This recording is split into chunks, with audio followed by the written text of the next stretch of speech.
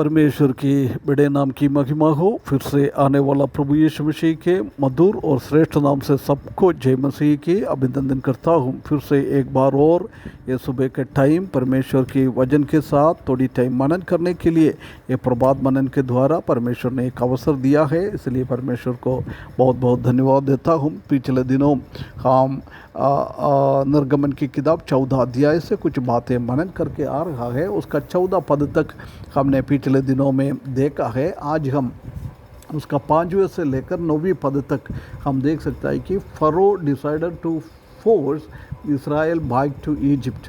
Furrow ऐसी एक निर्णय लिया है इसराइली लोगों को वापस मिस्र में आकर अपना काम करवाने के लिए। ये शैतान का एक तस्वीर इधर हम देख सकते हैं। आइए हम थोड़ा पढ़ें निर्गमन की किताब 14 अध्याय उसका 5वें पद।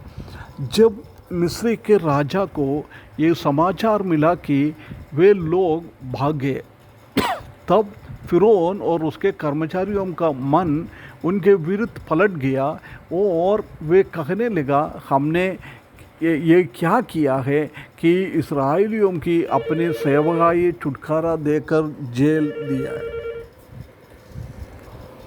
फ़रो इधर क्या सोचता है, मूसा उनको बेवकूफ़ बना दिया है उसी को, क्योंकि 5वें अध्याय उसका 3 पद में है, मूसा ने उनसे कहा था कि हम 3 दिन के यात्रा करके परमेश्वर को आराधना और उपासना करके वापस आ जाए, परंतु अभी 6 दिन हो गया, उसके बाद भी उनका अता पता है नहीं है।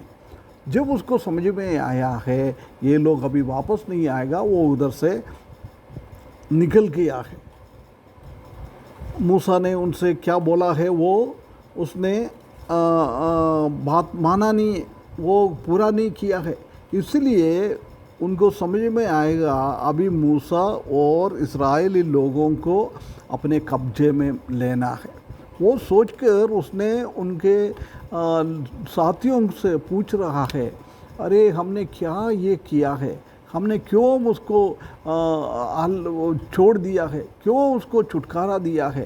परंतु हम जानता है कि एक बेवकूफ़ की जैसी फ़रो एक क्वेश्चन, एक प्रश्न पूछ रहा है। उधर हम देख सकते हैं कि परमेश्वर ने कैसे लोगों को उधर से छुटकारा दिया है। अलग अलग भाषाएँ, परमेश्वर का दंड उसी के ऊपर आया था। एक एक दंड आते हुए आखिरी में वो पखलौटा का मार डालते हुए उसी ने खुद ही उनको बहा दिया था, परंतु वो जल्दी भूल गया है परमेश्वर का काम।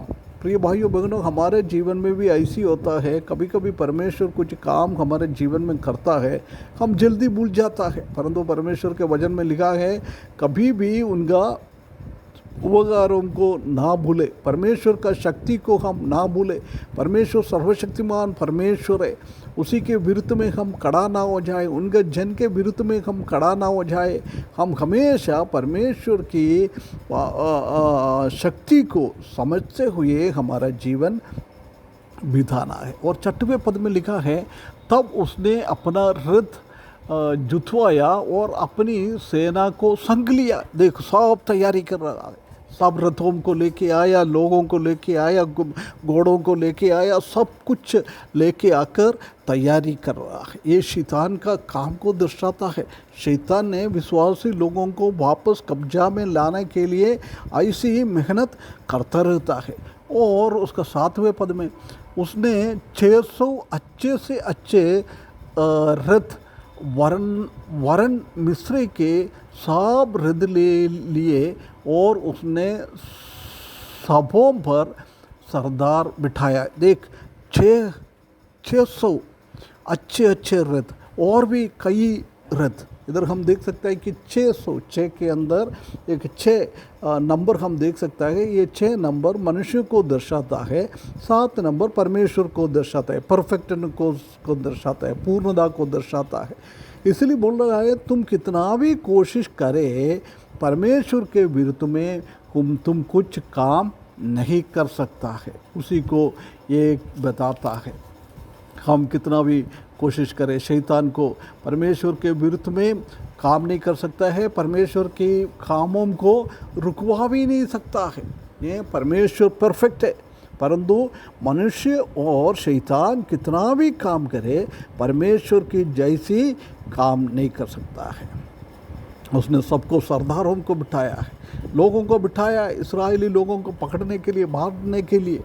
उसका 9वें पद में लिखा है, फर फिरौन के सब घोड़े और रथों और सवारों समेत मिस्री सेना ने उनका पीछा कर कर उन्हें जो फिरौन के पास बाल सपोन के सामने समुद्र के तीर पर ढेरे डाले पड़े थे, जा लिया है। उसको खबर मिल गया कहाँ पर ये है ना, उसलिए कहाँ वो गया है उधर उसने बहुत काम उनके पीछे चल रहा है, ये बात को हम देख सकता है।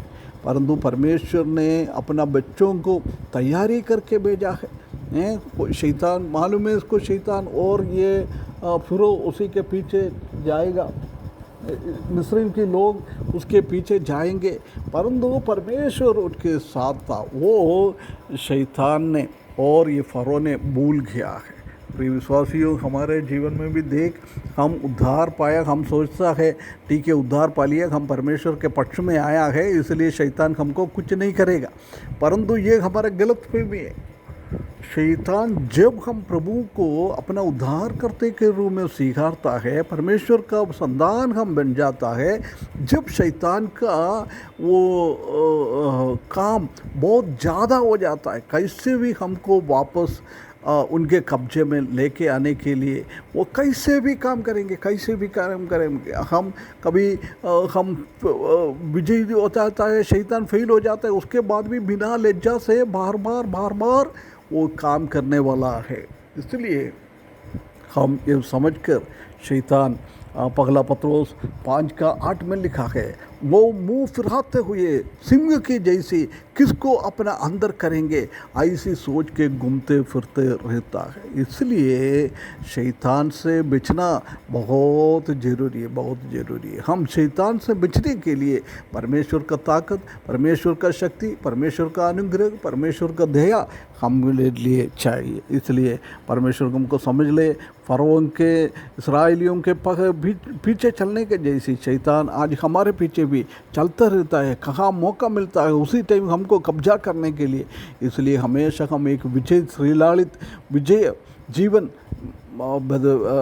चलाते हुए आगे बढ़ने के लिए शैतान को कभी भी मौका ना दे हमारा जीवन के अंदर घुसने के लिए। ऐसे जीवन बिताने के लिए इस वचन के द्वारा परमेश्वर हमको सहायता करे, उसके बड़े नाम की महिमा हो।